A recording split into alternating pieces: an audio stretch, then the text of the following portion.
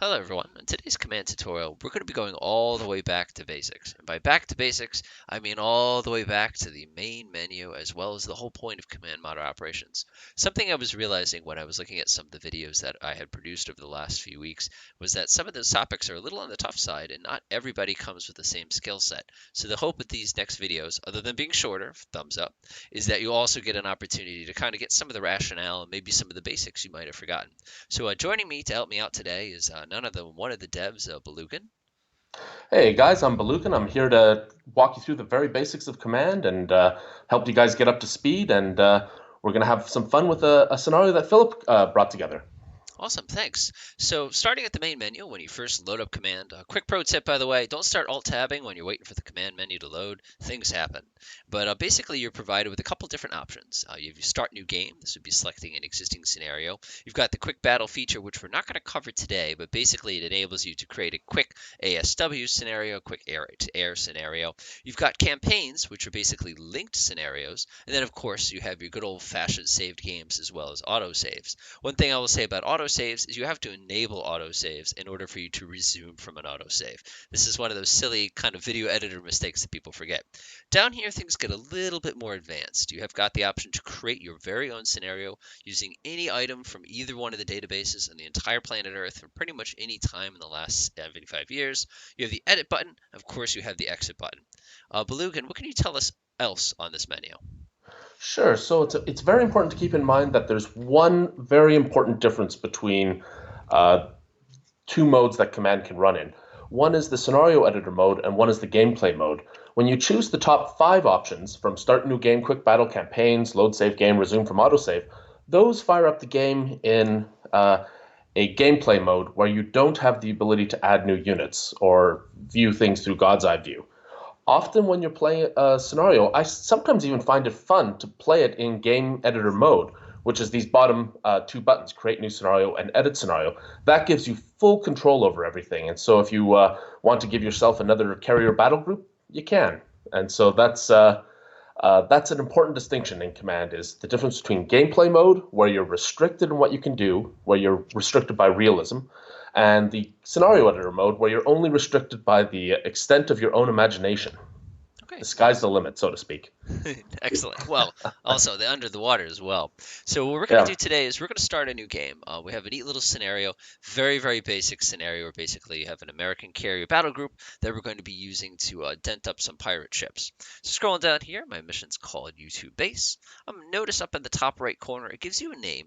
If there's a description, it would be located down here. So for example, if I wanted to locate one of these kind of situations, it'll give you a general gist. I unfortunately am not that creative.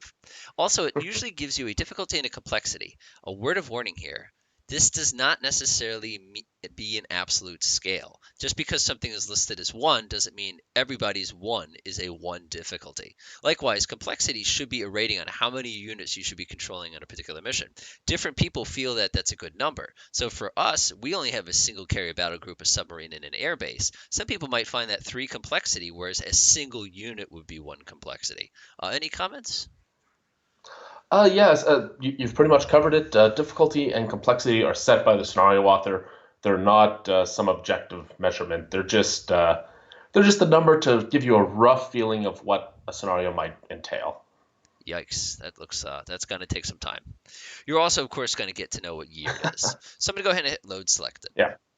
After you do this, you're going to have the side selection screen as well as a briefing for that side. Some stereo designers spend a really, really long time typing these up, making these look like an actual NATO piece of paper that came ripping off the wire kind of a thing. Some people have much general, and then of course there are folks who just have a description on the previous page of what to do. Usually in these briefings, they're going to be giving you things about your situation, kind of explaining where there's key elements. In this case, it looks like we have some kind of a midget submarine, some civilian shipping being attacked. We have some items where there's an enemy base. It gives you an idea of your rules of engagement. A lot of times they give you a mission, which will be specifying certain areas that you can operate in, as well as different types of rules as far as what you should and should not be doing. And then usually somewhere at the bottom, it gives you a general idea.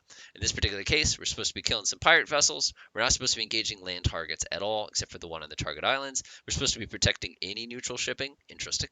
And of course, we're not supposed to engage enemy aircraft over land, which is an interesting request. I'm actually kind of curious. Any other comments?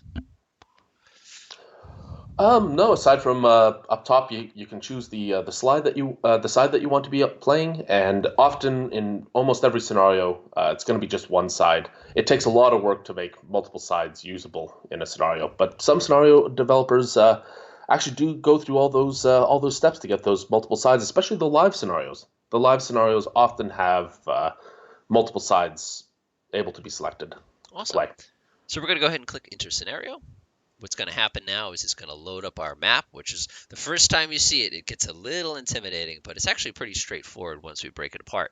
You're going to get this little screen that's going to tell you what the features and realism options are for this particular scenario. Keep in mind, as new features are added and subtract, actually, usually you don't guys subtract the features, do you? Usually as they add new features, they're going to throw in little things in here to kind of help us out. Yeah, For we might example, want to go over the scenario features in this scenario. absolutely. So for the scenario editor and this particular person, who is that guy? It says there's this detailed gun control, but the good thing is there's a little description down here to actually give you a clue as to what that means. In this case, it simply means that you have to take the time to have the proper weapons directory pointing at the target. You have to make sure you've got line of sight. You've got to make sure that you have strong enough emission in order to safely engage. You can't just fire just because something is in range. This also means that electronic warfare will affect gunfire. That's correct. Yeah, I always Yep. forget that one, but that can have a massive, especially in World War II. B-29's got really, really good at jamming something as simple as a searchlight's radar in order to make it Yep. much more difficult to work effectively. But that's for another day. Down here, we have an option that basically gives us infinite ammo for bases. Keep in mind, most scenario editors will limit the munitions available to the person in the mission. Obviously, we don't want to be taking some RN-48s or something like that and leveling the place, but it's just kind of neat how that works. Aircraft damage is a really neat feature. It simply means that aircraft don't go down if they get looked at funny. I mean, I should say they get hit once. But big, large aircraft getting hit with very, very old style, less lethal weapons can actually take a lot of punishment. And the neat thing is the damage they will take can basically spread and cause other secondary effects. For example, an aircraft that loses an engine can't travel as fast. If it loses its radio, it can drop out of communication. Yeah, one of the reasons why we developed this feature was air-to-air lasers. You don't want a single hit of a laser to destroy an aircraft. Also, it gives the A-10 its much vaunted survivability. Absolutely. Yeah, the Sukhoi 25 would be another one to check out for as far as the durability. And I think the MiG-27, MiG-23 had a modification that gave it some extra armor during the Afghanistan conflict back in the 80s also. But Okay, yeah. I think so. But either way, if without this feature turned on, a single 7.62 millimeter round would take down the biggest airplane in one hit. So it's kind of nice to have. This one's a little tricky. This is a relatively new one. This simply says that in order to talk to a submarine, we have to actually call them up shallow enough in order to get radio link to them to give them orders. Can you speak on that? Sure, yeah. So submarines can go when they're deep in the ocean, they can't communicate via radio. There's special facilities situated around the world. Especially, there's one in Australia. There's a couple in the U.S.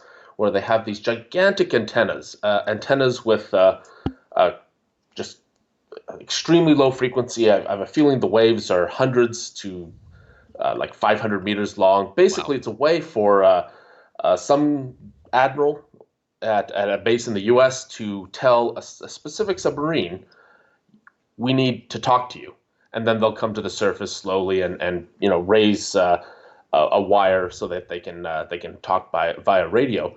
But the main reason for this realism setting is it puts submarines into an isolated state when they're under the ocean surface. They can still develop their own contacts and track contacts, but they can't say if there's an F-35 circling above the submarine and the F-35 can't collaborate on locating targets. And so the submarine's stuck in its own little world. This happens with things like missiles and torpedoes as well, they're just automatically not sharing information unless they have that capability. Like, for example, a Tomahawk with a camera on it which has a data link to a ship that's launched it, it can actually radio back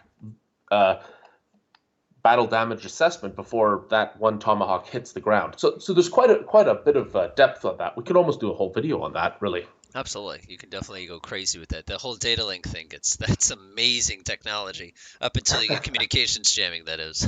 Yeah, Not an absolutely. option, which is a bummer for us down here in PE land. The next setting here is effects of terrain type. This is also another brand new feature, which is absolutely amazing. Basically, it says that depending on where you are on the ground, it can affect accuracy of weapons, it can affect sighting, it can also affect how quickly you can move, which is really, really neat from a sort of ground unit kind of a perspective. For me, obviously, if you're in the middle of Vietnam trying to drop conventional bombs on things, you're going to have a heck of a time doing the same damage you would as if you use something that's got a little bit wider of an area to it. So that's a pretty cool feature. And then this one basically is right as it says on the tin. Okay, so we're going to come down Yep. here. We're going to hit begin scenario. All right, what can you tell us that the whole goal of command is? So Command is a piece of software kind of like SimCity in the sense that it's a software toy. You can get what you want out of it. You can play it as a video game. You can play it as a list of scenarios to beat using your intellect and guile. You can also use it as a way to explore things that happen in the news, like the recent strike by Iran on a U.S. airbase in Iraq. You can bring those units in, those missiles, that airbase, that specific airbase in, and see what happens in our simulation. You can look at just about anything in Command that has to do with modern warfare. And so there's many different ways to play Command. Often when I'm playing Command, I'll just play around in the scenario editor, looking at uh, concepts that interest me, like Iran versus the U.S., Israel versus any of the neighbors there, just any conflict that could happen, like Taiwan going off against China. Like this is a tool used by real world people, military professionals who use it to have a first draft analysis of a conflict, and that's what I like to use it for too. There is also the option to just play pre-built scenarios, which is a great way to play Command. There's also when you kind of mix those two worlds, you become a scenario developer. You make scenarios for other people to play, and that's really the crown. I would think is people who make scenarios for other people's enjoyment.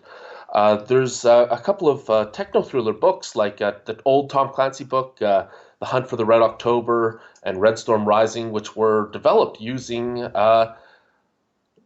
the old Harpoon pen and paper rules Yeah, for Harpoon 3. engagements. Yeah, Vampires Inbound, exactly. I think it was called.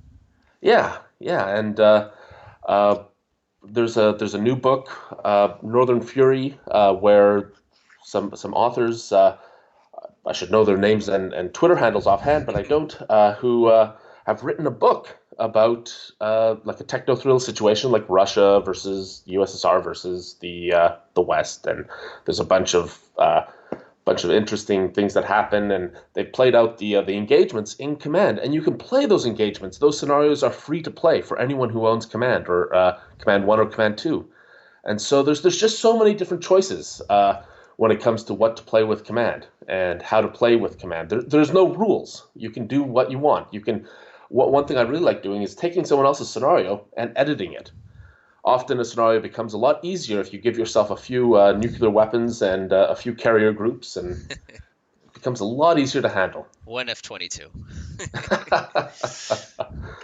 Nice. Okay, so that's going to be about it for this video. In the next video, we're going to get into what the different layers are, what all these crazy circles and rings you see are, what these buttons up here is, and then in later videos, we'll actually explore how to attack, how to move, and how to manage parasite aircraft. Any closing comments? No, I think you just about covered it. All right, enjoy.